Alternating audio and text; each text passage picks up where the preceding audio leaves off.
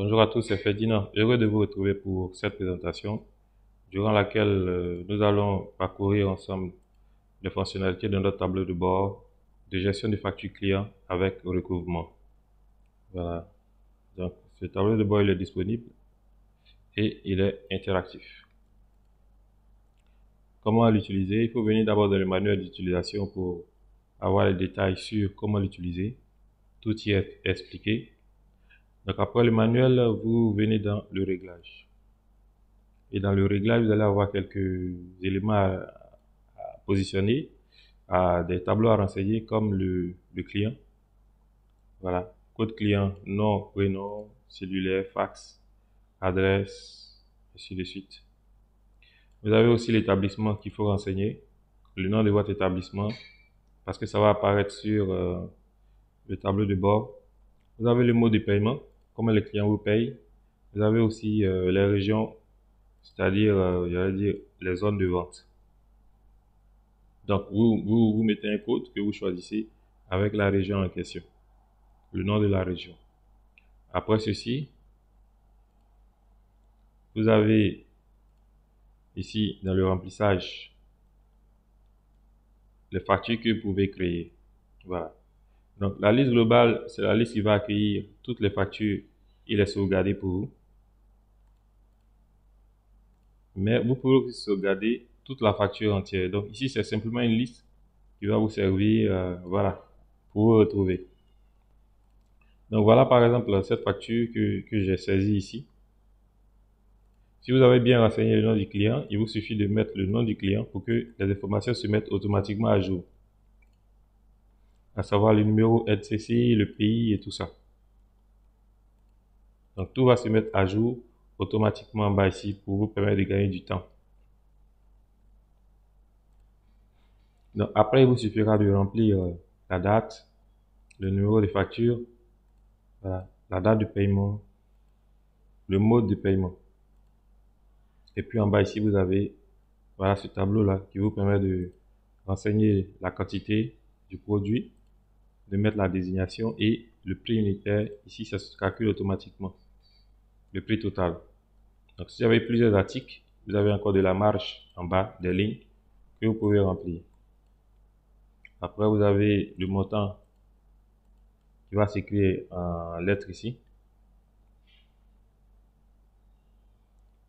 Et après, vous avez aussi cette écriture arrêtée là, présente à la somme de, en écrivant le montant en lettres. Et en bas ici, vous avez le récapitulatif, le sous-total, la TVA. Vous pouvez modifier le taux de TVA ici pour que automatiquement les calculs se fassent. Vous avez aussi le TTC. Et en bas ici, les règlements par chèque sont libellés à l'ordre de vous préciser. Voilà. Donc, une fois que c'est fait, vous pouvez mettre votre tableau et votre facture dans la liste. Donc ici, quand nous voyons la liste, nous avions 7 éléments. Si nous ajoutons, nous allons avoir 8 éléments. Donc, quand on clique, on nous pose une question. Si on nous demande si nous voulons enregistrer la facture, nous disons oui. Et la facture se met au format PDF, voilà, que vous pouvez imprimer. Et elle se range automatiquement ici. Donc là, maintenant, nous avons 8 éléments. Voilà. Et la facture aussi est créée ici. Voilà, il y a un fichier qui est créé automatiquement ici, une feuille Excel qui vous permet de retrouver après la facture. Donc, il y a plein de factures que j'ai déjà enregistrées ici. Si vous voulez retrouver une facture spécifique, vous avez la possibilité de venir dans la liste globale et de rechercher une facture. Donc là, je vais rechercher cette dernière-là. Je fais rechercher facture. On me demande si j'ai sélectionné la bonne ligne, je dis oui. Et on me montre la facture que je viens de créer, qui est effectivement celle que je viens de vous montrer. Voilà comment vous allez naviguer. Si vous voulez une autre facture, vous cliquez et vous faites la recherche. Voilà. Donc, très intéressant. N'hésitez pas à nous contacter pour avoir ce tableau de bord ou aller sur le site web excelsolopro.com. Le tableau de bord, le voici. Il y a aussi le chiffre d'affaires hors taxe, la TVA, le chiffre d'affaires TTC, les encaissements. Parce que vous avez la possibilité dans la liste globale de suivre les paiements qui sont faits pour chaque facture. Donc voici la première facture. S'il y a un acompte, vous mettez l'acompte. Ou si le total a été payé, vous mettez le total. Voilà. Et tout ce qui est en gris, ce sont des couleurs dans ne pas toucher. Voilà.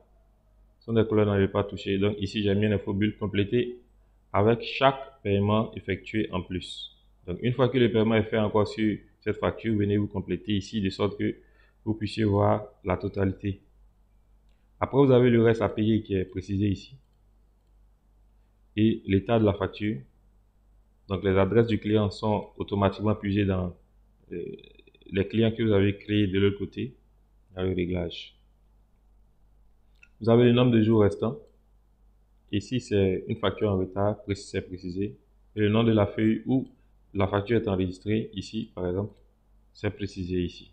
C'est le nom de la feuille. Et maintenant, dans le tableau de bord, vous avez le chiffre d'affaires encaissé qui est donné, le taux de recouvrement, le nombre de factures totales traitées qui est 8. Vous avez le chiffre d'affaires par mode de paiement, le chiffre d'affaires et acompte par mois, les ventes et acompte. Vous avez le nombre de factures par mois, le chiffre d'affaires par mois, le chiffre d'affaires par client.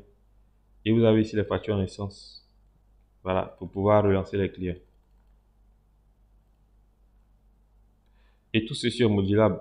Voilà, par ces options que vous avez, des dates que vous pouvez mettre en mois, en année, en trimestre et même en jours, sur des semaines, sur 3 jours, 4 jours. Vous pouvez moduler avec tout ceci. Vous pouvez aussi moduler avec le nom du client.